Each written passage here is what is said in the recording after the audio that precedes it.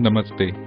स्वागत है आपका इस अनोखी कक्षा में जहां पर आप हिंदी में कंप्यूटर संबंधित ज्ञान पा सकते हैं। मेरा नाम है मयंक मलिक और इस कक्षा का शीर्षक है कैसे रिसाइकिल बिन का प्रयोग करें। कभी-कभी फाइल्स और फोल्डर्स आपके कंप्यूटर पर अव्यवस्थित हो जाते हैं और जिस प्रकार आप अपनी मेज को अनचाही वस्तुओं को हटाकर साफ करते हैं, ठीक उसी प्रकार आप अपने कंप्यूटर से अनचाही फाइल्स और फोल्डर्स भी मिटा देते हैं। फाइल्स और फोल्डर्स को जब आप मिटाते हैं तो ये इस रिसाइकिल बिन में पहुंच जाते हैं। रिसाइकिल बिन एक कचरे की पेटी समान होता है जिसमें आपके द्वारा डिलीट किए गए सारे फाइल्स और फोल्डर्स आ जाते हैं। आप रिसाइकिल बिन को कभी भी डबल क्लिक करके खोलकर देख सकते हैं कि उनमें क्या है। आइए, अब जैसे मान लीजिए ये 4 फाइलें जो रखी हैं यहाँ पे डेस्कटॉप पे, ये मेरे काम की नहीं हैं, तो मैं इन चारों फाइलों को डिलीट करना चाहूँगा।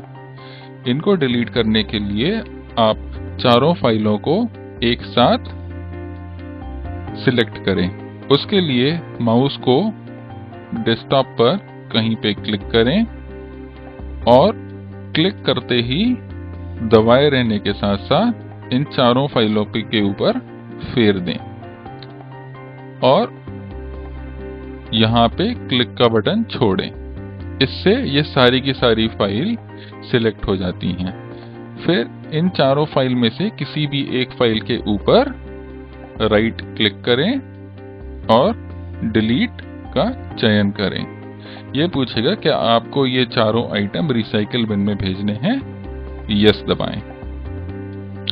अब रिसाइकिल बिन को डबल क्लिक करके देखें तो ये चारों आइटम रिसाइकिल बिन में आ गए हैं।